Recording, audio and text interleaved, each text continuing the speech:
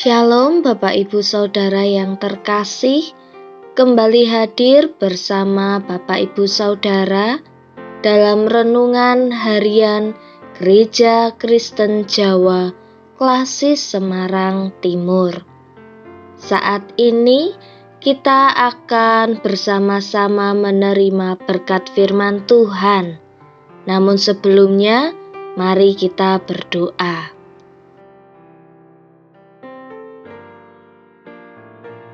Mengucap syukur kepadamu ya Tuhan untuk setiap berkat yang boleh kami nikmati.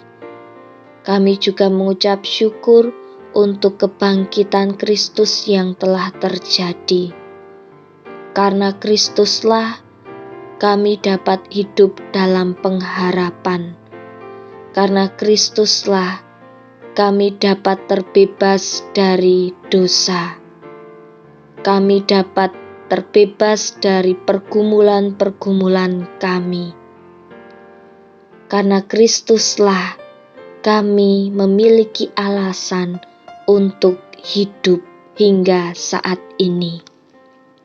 Dan karena Kristus, ketika nanti kami mati, kami dapat memaknai bahwa kematian adalah keuntungan bagi kami. Dan karena penyertaan-Mu saja ya Tuhan, saat ini kami telah siap menerima berkat firman-Mu. Di dalam Tuhan Yesus Kristus kami berdoa.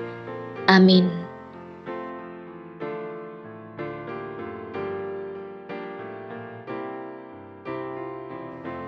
Filipi 1 ayat 21, yang demikian firman Tuhan.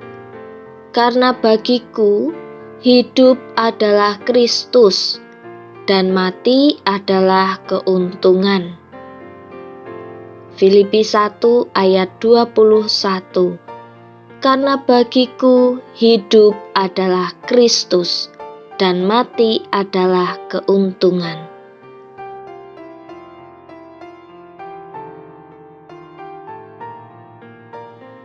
Saudaraku, ada sebuah kisah tentang pemuda yang sedang mabuk laut karena melakukan perjalanan laut yang berat. Pada saat yang sama, datanglah seorang pelayan kapal yang menepuk pundak pemuda itu dan berkata, "Mabuk laut, Thomas. Saya tahu gimana rasanya. Tentunya keadaan ini tidak menyenangkan bagi masnya. Tapi percayalah, saya tidak pernah menemui orang meninggal karena mabuk laut." Pemuda itu kemudian mendongakkan wajahnya dan menjawab, "Iya Pak, tenang saja. Justru harapan indah tentang kematianlah yang membuat saya tetap bertahan hidup." Saudaraku, kata-kata dari pemuda ini tampaknya tidak asing bagi telinga kita sebagai seorang Kristen. Ya, kata-kata itu berasal dari Paulus.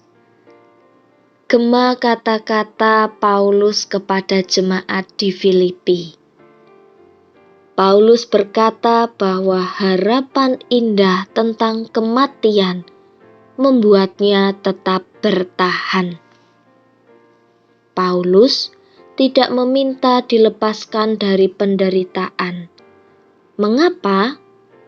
Karena pengharapannya berakar dari dalam Kristus yang mati di kayu salib, bangkit dari kubur, naik ke surga, dan suatu hari kelak akan membawa Paulus ke hadiratnya.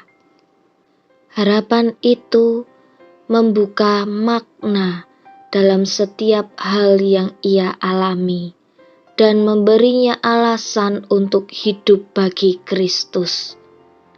Selain itu, harapan tersebut juga memberi dorongan untuk memusatkan perhatiannya pada sesama yang membutuhkan penguatan. Paulus berkata, "Karena bagiku hidup adalah Kristus dan mati adalah keuntungan." Karena itu, mari kita jadikan alasan kita hidup adalah untuk Kristus dan mati nantinya adalah sebuah keuntungan. Lalu bagaimana caranya? Tentu saja dengan cara kita tekun mendengarkan firman Tuhan, melaksanakannya di dalam kehidupan sehari-hari, dan tidak takut untuk memberitakan firman Tuhan, menjadi saksi di dalam kehidupan sehari-hari.